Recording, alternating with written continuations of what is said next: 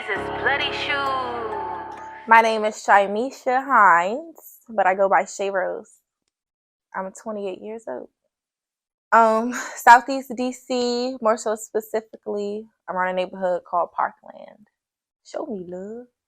It was good. I had a good childhood. We were outside, fire hydrants, block parties, creek, playground, riding bikes, pellet guns. Me and my childhood friends, my sister. On my mom's side, just three of us. I'm the oldest of three. On my dad's side, it's six of us. Well, my name growing up was on my. You're right. On my birth certificate, Shamisha. I did have a nickname. Strangely, like I feel like all of my cousins or siblings had nicknames except for me. Like my cousin Danye, she called Dudink. My cousin Davon, he Woda. I was just Shay or Cliche. Like I was just by my name. I kind of I took what was fond to me and my favorite flower, which is a rose, Shai Rose. I wanted to be a research chemist. My grandmother had diabetes growing up, and once I was like aware of what that was, I literally used to like mix fruits and vegetables in a pot and act like I was making a cure for diabetes. So research. Recipes, grandma. My passions pretty much remain the same. My passion has always been writing. I started off like just writing stories or poems as a kid and eventually it translated into songwriting. I wrote my first real song. I was 15 years old. It was actually a rap diss. Y'all can find it on YouTube, but don't hold it against me as a blackmail. Me and my cousins, we was battling these girls named Brianna and Maya. Brianna went by Smiley, but it was a No Hands. Look, No Hands. We remixed that as a diss, so you can find it on YouTube. Or you can look it up by Shay Monet, SHayMonne, Smiley Maya diss. It was 13 years ago, so like I said. Who was you dissing? These two girls who went to school with me. Well, one of them went to school with me, and then the other girl was her cousin. Look, it's no problem now because we cool. Hey, Brianna. Hey, Maya. I feel like it was more so like just for fun, recreation, for like the first few years.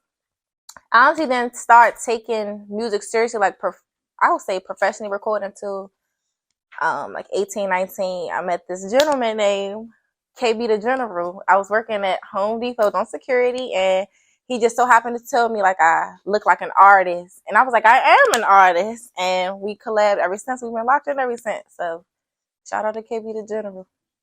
My first song professionally like that I took seriously, put time in recording in the actual studio with him. It's called Take Off. You can only find that on SoundCloud. Yes, it is. Y'all didn't find my voice yet, so it's squeaky, but the bars is there. My first job was retail. Oh no, that wasn't my first job. My first job was working at Bethesda Blues and Jazz as a host. Yes, I was a hostess at Bethesda Blues and Jazz. That was my first job. And it lasted a year. No, I quit. We were in Bethesda, demographics matter. I'm big on respect. And they thought, because I'm a little black girl hostess, you could kind of play with me. I had a white man throw some money in my face. That's what happened. And yeah, I couldn't handle that. So I went over. When he threw the drinks that I was coming to bring him, I threw it on him. And I said, fuck this job, and I left. That was my last day. Shout out Bethesda Blues and Jazz. AJ, you gonna see this because we still follow each other on Instagram. His father the owner. That's a hard question. That's really a hard question because I would say I can't say a person necessarily because like growing up, even though I had a good childhood and like I feel like I come from a good family, you know what I'm saying? I was aware of it was more, you know what I'm saying, that I could have had as a child. My parents could have been doing more. So I wasn't really inspired by anybody around me because I feel like, I don't know, that's really kind of hard to answer. I'll say my circumstance kind of inspired me to push myself to do better, to get more, to achieve more, but not a specific person I can't think of now. When I had kids, my first child at 21, I was shacking up at my ex-husband's mom's house, and once I What? And then once I realized, like, damn, I'm about to have a baby, I kind of got on my grizzly. I was always working, always a go-getter, but I didn't have any responsibility, so I could kind of just spend my money on whatever I needed to spend my money on. And once I had a baby, I got on top of that. Apartment, got my first car. Yeah, so. Yeah, how did it begin? Yeah, like what was the... Okay, this is a good story. Ooh, y'all just thought it gets. Okay, so I practically grew up at my aunt's house. That was like my second home. And her next door neighbor so happened to have a son who I never seen, never heard of because he was never around. And then just out of nowhere, like when I was around like 19, I started seeing him. Didn't really think too much of him or anything of it, but apparently I caught his eye, which caught his girlfriend's eye because she started trolling, right? So I had a dude at the time, and my ex-husband's girlfriend was all in my business and my tea. I was on a porch with my cousin. I saw him smoking a cigarette, and it kind of threw me for a loop. And I'm like, when you start smoking cigarettes, so I'm calling my uncle. I'm like, Uncle Darnell, Davon on the porch smoking a cigarette. And then my uncle come down, go on him whole time. I'm not even paying attention to who next door, but she paying attention to me. And she so happened to be sisters of my boyfriend at the time. She was friends with his sister. So I'm not even knowing she paying attention to me. I'm not even knowing she knowing who I'm connected to. She ran to the my boyfriend's sister. I was like, I saw such and such, you know what I'm saying, girlfriend on a porch around another nigga neighborhood getting mad because he was smoking a cigarette. And eventually that information got to him. We never recovered from that. Me and him ended up not together. So once I found out what happened, transpired, who said what, I went after her nigga. So I'm like, oh yeah, bitch, you got in between me and my nigga, I'm gonna get up on your nigga. So I got up on her nigga, made him mine. You know, we was together for a year. I put that thing down on him. I got pregnant. We went to the courthouse, got married. We was together 6 years total, married for 3. But yeah, that's enough of them.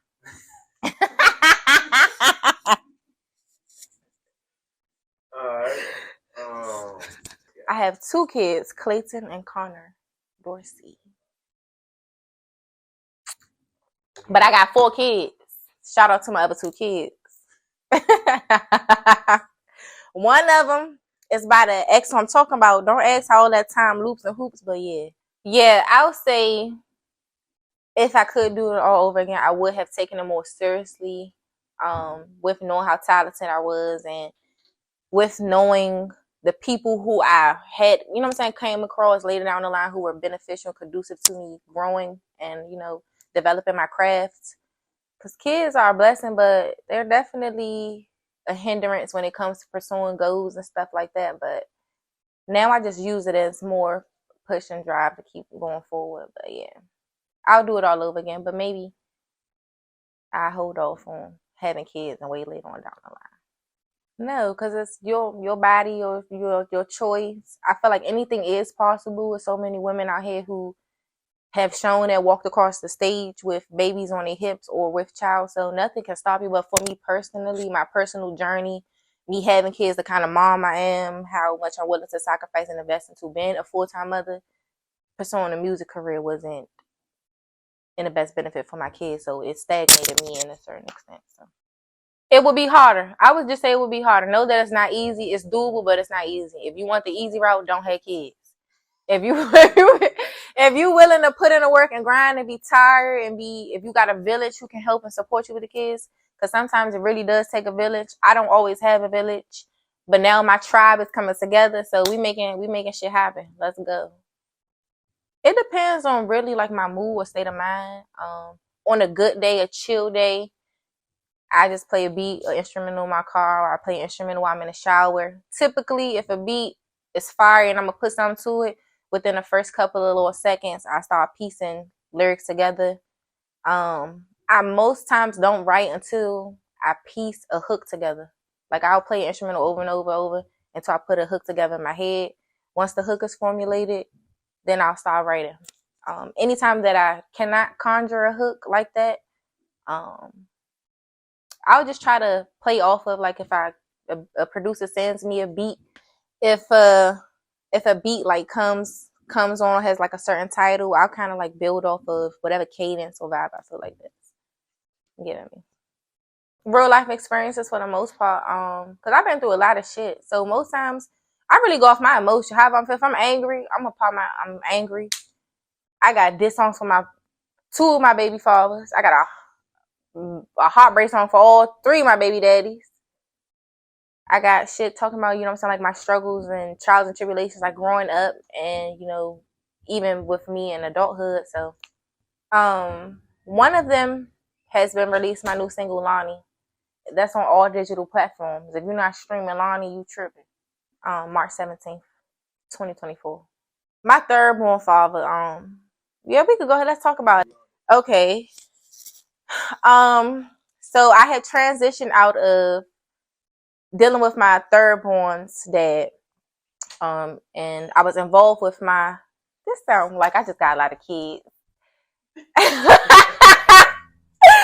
Okay, so hold on. I'm gonna make and you don't edit this part out. All of them, I had a ring from one. The other one tried to put a ring. He didn't get the time of day. That's the third born one. The one who, yeah, Lonnie was about him. And the third one, I was engaged to him. So, baby, don't judge me because I got all these kids and all these baby daddies. But okay. So back to the story. So basically, I had moved on. He moved on. He and I always were like been friends. And his person who he was with couldn't accept, or she wasn't comfortable with how cool we were. You know what I'm saying? She expected, like, this was her first time dealing with someone with kids. She was expecting for like the stereotype of baby mama, baby daddy cussing each other out. It made her uncomfortable that we were cool. We could talk, we could laugh. It ultimately came down to her crossing boundaries. And I know how to stay in her lane. And I was at work one day and she called my phone. I'm like, hello? She's going crazy. Like, she's telling me she'll beat me up. She'll come to my job and insulting my integrity as a woman, or you just go from dick to dick kind of thing. Like, you know, she took it there. And it was like, damn, I never been sweet, I don't let people disrespect me. But because I was in a place where I was happy in my relationship, whatever insecurity she was, you know what I'm saying, feeling had nothing to do with me. I let her have it, but it ate me up on the inside. So I did what I do best. I put it in a song. Her name is Lonnie. So, bitch, you getting smoked on. You hear that song, go stream it. Did you hear it yet? It's like, we smoking on Lonnie. Musical influences. I'll say definitely Nicki Minaj. Shout out to Mother. Tupac, may he rest in peace. He was very impactful on my life, extremely poetic. He actually was the reason why I started writing poems and just writing in general. His whole philosophy on, you know, pouring your story or telling your side of, you know, whether it's politics or your point of views into writing. So, yeah. So, local deceased. Ain't too many people that move me like that. So, Swipey, may he rest in peace. I really wanted to work with him. Like, I feel like if he was still here, he'd be somewhere in Hollywood taking over. But I really would have liked to have collaborated with him. Ali, rest in peace, Trap Ali. Parkland show me less. Like, y'all don't do all that. But no, seriously, my friend Ali, he passed some time ago. I would have liked to have collaborated with him if he was still here. Alive, local, Big Flock, and No Savage. Yes. Okay. Industry. Tupac, may he rest in peace. And who is the other person? Okay, so alive, Burna Boy, Nicki Minaj. I feel like I'm missing somebody that's dead though.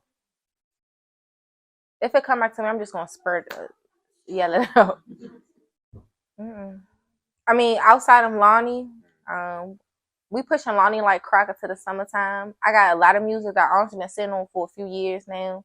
That after I feel like Lonnie has gotten his recognition and we invested into that, we'll start rolling out. Fell in Love, featuring Trendsetter Q will be the next rollout. Or you could say Trendsetter Q featuring Shay Rose. I feel like I made it my song, so we gonna say featuring Trendsetter Q. He gave it to me though. Y'all want to hear it? I would say my sense of fashion I mean, it really varies because I'm gonna be real. I'm one of the people I dress within my means, but I always look fly. You know what I'm saying? Like I'm not big on designer, but you're not gonna never be able to tell. I may dress like swaggy and comfortable one day, and then other times I may dress sexy in heels and giving very much so bad bitch. It's giving bad bitch right now. My style as far as music, I would like to say, I feel like most people would say and can vouch. I'm very versatile. I don't like to put myself in a box. At one point, I said, "Don't call me a rapper," because before anything, I am a songwriter. I write gospel, I write R&B, I write rap. I can write whatever. I can write a jingle, but whatever you need, holler at your girl Shai Rose. Like, but yeah, I would say my style is very versatile. My preference, um, I seem to be like a little bit more Drakey these days. My recent project is a little bit more edgy and kind of like hardcore, more so because that was a real life circumstance. But on a good day, I'm going towards like the Drake route. Put out some. No, I'm not. I don't anticipate on putting out an album anytime soon. I put out my very first self-titled album in 2021, and I really didn't market that well. You know what I'm saying? There was some really solid songs on it. I would probably try to revive them at some point. However, right now I don't. However, I don't intend on doing any like album projects now. I feel like that's a very broad spectrum because life is never like, you know what I'm saying, stuck on one thing. You know what I'm saying? It's always something different going on. So I would say no matter what the theme is, I'ma say some real shit. You know what I'm saying? Whatever the theme is, whether it's heartbreak, I'ma say some real shit. Whether it's struggle, I'ma say some real shit. Whether it's popping my shit and going on someone, it's gonna be some real shit. I'm never gonna say something that I wouldn't do. I'm never gonna say anything that I haven't done. I'm never gonna say anything that don't apply to me. You know what I'm saying? It's gonna be real. So I would say the theme you can always know is gonna be real. I actually got y'all, hold on. I have a rock song. It's actually called, didn't we name it Rockstar? I actually have I have a rock song. Literally. And I feel like sometimes my dreams and my goals are bigger than what I can, you know what I'm saying, afford or fund at this time. Because let's be real, I'm humble, you know what I'm saying? I have not made it yet. I work a full-time job. I take care of 4 kids. I have real bills. I don't have no man. I handle my own. So being able to invest and pour like video wise or everything that I want to make it grand, I can't always do that. But I would say rock. I would like to really do something big with my rock song. Okay, are we talking about in the industry or local or just in general?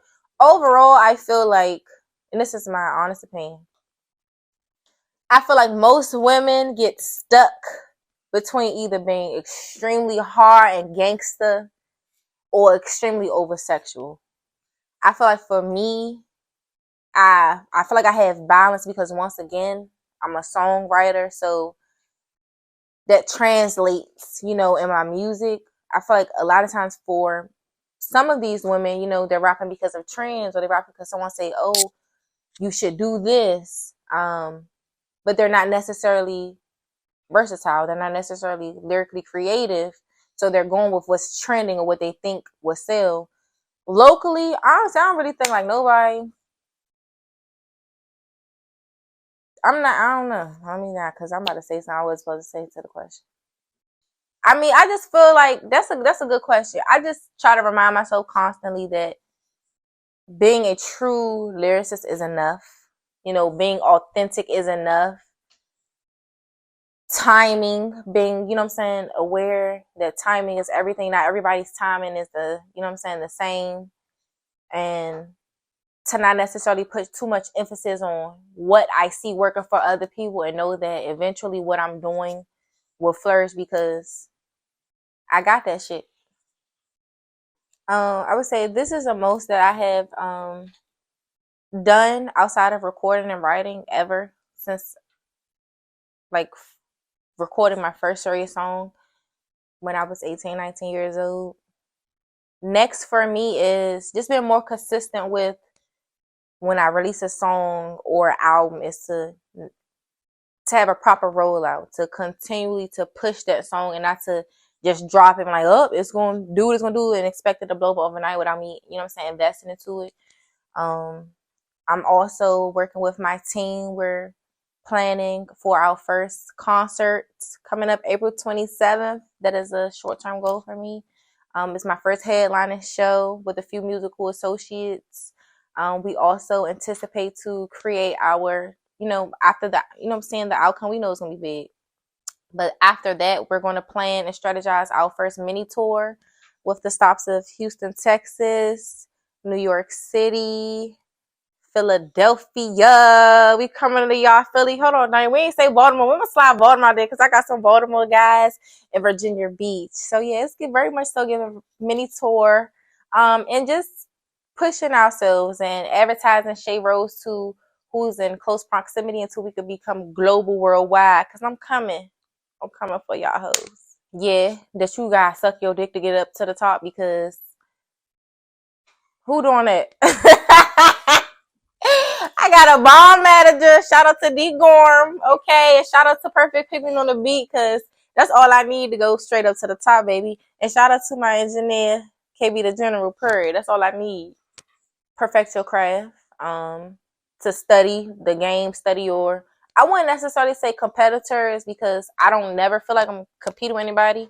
But I would say competitors because they're all doing what you do and you need to, you know what I'm saying, shop what they air quotes say the competition. So you know how to set yourself apart, you know what you up against, you know what I'm saying, you know what's hot, you know what's trending, you know what you want to do, don't want to do. So and so always just try to push yourself to be better because there's always a new innovative way to master your writing, a new innovative way to record. You don't want to be so traditional with your creative process. Yeah, just don't limit yourself. If you once you limit yourself, you are gone, and you're not gonna be able to stay trending because it's. I feel like the industry is always evolving. I'm actually like once I get to a real big bag and I make it, I aspire to be a humanitarian. Like I was just telling my manager, I want global peace awards. Like, come on, man. Yes, global peace awards. Well, I don't want to speak too much because I don't want somebody to steal my idea, but I have nonprofit organizations. Like I have a whole organization in my brain of how to contribute to making homelessness less common. You know what I'm saying? I feel like there's too many billionaires, millionaires out here for it to be so many homeless people. People don't have anywhere to sleep, nowhere to shower, shit, bathe. My goal and my project and organization is going to rid that, and it's going to, yeah. I ain't gonna say too much because somebody will try to steal my idea. I just want y'all to expect more of Shea Rose. I feel like for a long time, I was like a little intimidated. I was a little unsure. As an artist, you had these moments where you like, am I good enough? Or do I gotta get with the gimmicks to get on? Or if I gotta suck dick to get to the top, it's never gonna happen because I'm never gonna do it. You know what I'm saying? Like you do find these moments, have these moments where you're discouraged. But I would say what y'all can expect from me is I'm always gonna be real. I'm always gonna be true to who I am, how I was brought up. I'm never gonna put on a facade of being something that I'm not. It is okay to remain yourself. It is okay to be a lady, you know what I'm saying? And it is okay if you a little bit rough around the edges to embrace that, embody that, and don't really let nobody fault you for being who you are. Did I answer your question? Shea Rose is the woman who blossomed into a beautiful flower. I started off as a little bud, a little child with many goals and dreams and ambitions. And it just so happened to bloom into me wanting to be an artist. And I'm a mom. I'm a loving sister. I'm a excellent employee, but I'm tired of being a worker and it's time to be a boss. Shai Rose is the money. We about to get this money, right? That's what Shai Rose is. Shai Rose is the money. Shai Rose is a lot. Hold on, don't show this. Don't show this. Shai Rose is a lot. Shai Rose is bougie, hood, nerdy, cause you can't. I'm street smart and book smart. Know that. Don't ever underestimate me. I have high sex appeal, but I'm a lady. Not easy. None of that. I'm extremely talented and well-rounded. I'll say. I feel like I wear many hats. So yeah. I'm a little drunk, y'all. So if you don't got edit that part out too, let them know I'm drunk.